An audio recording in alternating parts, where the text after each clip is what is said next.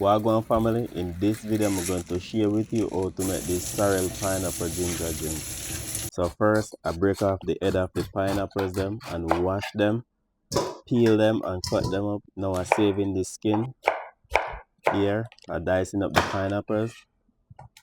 So I just place them in this bowl. Now I add them to the blender and blend them.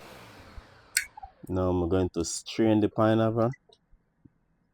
I don't need the pulp, I just need the juice. So I add it to the pot,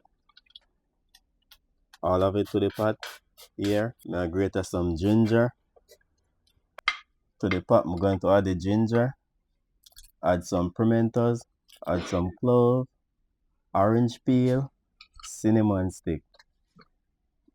Now I add the pineapple skin. So this the sorrel I'm going to use. So first I have to wash it before I add it to the pot. So now I'm going to add it to the pot. Here I'm going to add some brown sugar. Allow it to boil for 5 minutes.